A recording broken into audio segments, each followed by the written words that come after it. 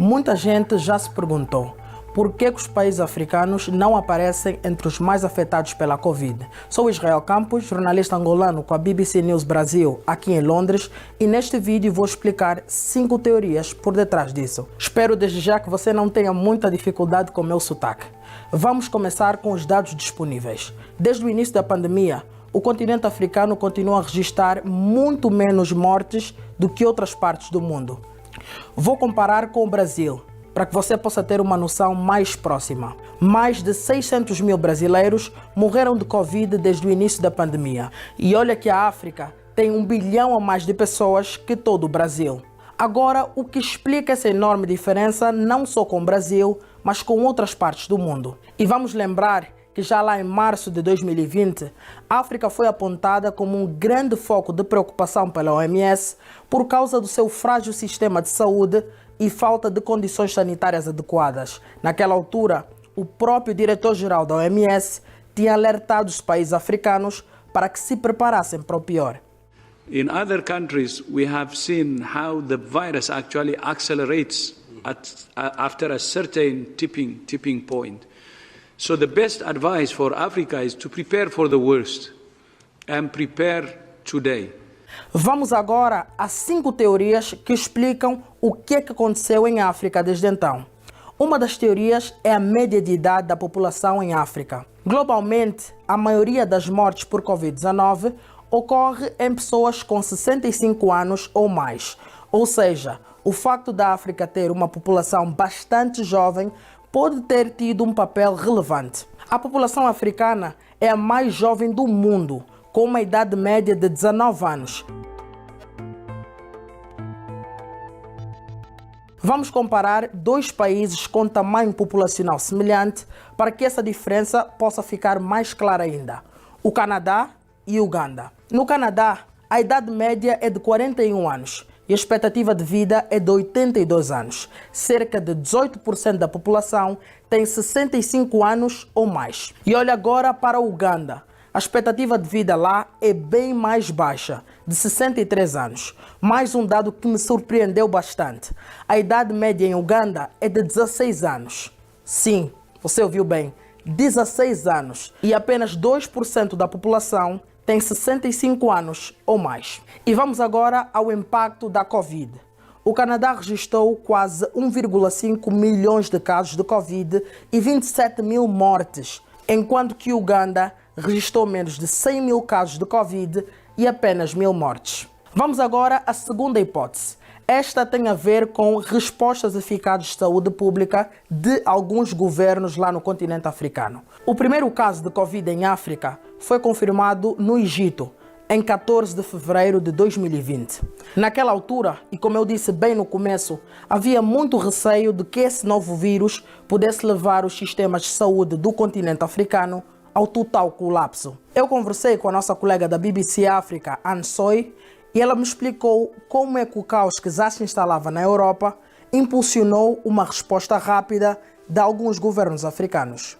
First of all, Africa had the advantage of time, and so they watched what was happening in Asia with a lot of concern, and then it moved on to Europe, and then the next hotspot was the United States. And you see, this sent alarm bells across the continent because they saw how countries that have very developed health systems were really struggling to deal with the new outbreak that time. And therefore, they knew things were going to be really difficult. And, you know, the experts that time were saying, when this gets to Africa, it's going to be really bad. How will Africa overcome this? And so by the time it was getting here on the continent, the countries were, at least most of them, were already prepared. De acordo com um índice da Universidade de Oxford, aqui na Inglaterra, sobre as respostas dos governos à pandemia, países africanos como Marrocos, Tunísia e Ruanda estiveram entre os primeiros do mundo a estabelecer medidas mais duras, como lockdowns e controlos rígidos de viagens. Mas vamos deixar bem claro aqui que estamos a falar apenas de teorias e que seria arriscado estabelecer uma relação casual sem mais estudos. We had countries that were in denial, for example, Tanzania, but overall, most of the countries were ready to deal with very quickly, and it helped to slow down the spread of the disease. Mas os governos não agiram sozinhos. A população, em sua grande maioria, colaborou bastante. Uma pesquisa feita em 18 países africanos em agosto de 2020 apontou um apoio altíssimo de medidas de segurança e que 85% dos entrevistados disseram que estavam a utilizar a máscara facial. A terceira teoria tem a ver com baixa capacidade de testagem, que pode resultar em uma contagem inferior de mortes. Alguns especialistas sugerem que a subnotificação do número de mortes por Covid possa pintar um quadro mais positivo do que aquele que realmente é. Ou seja, mais pessoas podem ter morrido em África sem o devido registro por causa da baixa capacidade de testagem em alguns países. Eu conversei com Jeremias Agostinho, especialista em saúde pública em Angola, e ele me explicou o porquê que ele contesta essa teoria. Poderíamos pensar que casos de morte por Covid não estivessem a ser diagnosticado pela escassez de teste. Mas se houvesse, de facto, um número elevado de casos de morte por Covid não identificados, nós teríamos aumento na mortalidade por outras doenças ou por doenças desconhecidas. Mas, nesse momento, este fenômeno não ocorre. Pelo contrário, nós tivemos uma redução na mortalidade por doenças já conhecidas, que são epidêmicas e pandêmicas até a nível do nosso continente também. A quarta teoria tem a ver com falta de casas de repouso. O número de idosos que vivem em clínicas ou casas de repouso é reduzido em boa parte dos países africanos. O quadro é diferente nos chamados países desenvolvidos. E o que vimos foi que essas instituições acabaram por se tornar um grande foco de contágio. When you look at Europe, America, and also much of Asia, when people get to a certain age where they need more care, they're taken to homes for the elderly. And sadly, these homes turned out to be hotspots for infection. One, because you have a big concentration of people who are vulnerable, who probably already have other conditions that make their systems more vulnerable to severe COVID and possibly death. E por que os países africanos têm menos casas de repouso? Segundo a ANSOI, a questão não é apenas econômica, como podemos imaginar. Há um elemento cultural também. When people retire in many African cities, what do? They go back to the village, right? And the setup in the village is such that the homestead are far apart. So they're already socially distanced.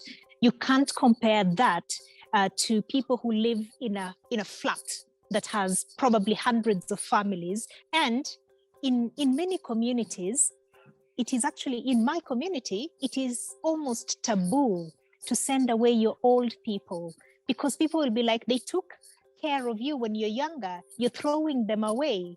And therefore, it's not accepted within the community.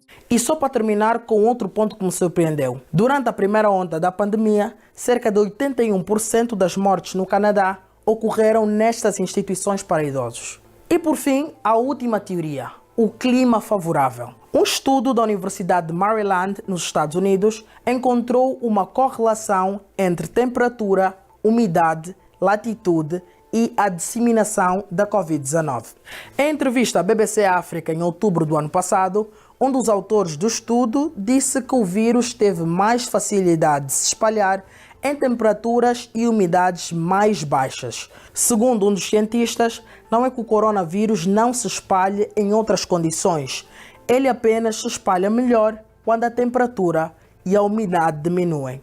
E claro, é apenas mais uma teoria, que inclusive pode ser posta em xeque, como toda outra teoria tem de ser, com exemplos como o do Brasil. Quem não se lembra da tragédia de Manaus? Ou seja, teria sido ainda pior com um clima mais frio? Não sabemos. O facto é que precisamos de mais estudos para entender melhor a dinâmica do contágio. E, como disse, e tenho de voltar a repetir, estas são apenas teorias. Espero que tenha gostado desse vídeo e que continue a acompanhar a cobertura da BBC News Brasil no site bbcbrasil.com, nas nossas redes sociais e no nosso canal do YouTube. Tchau, tchau!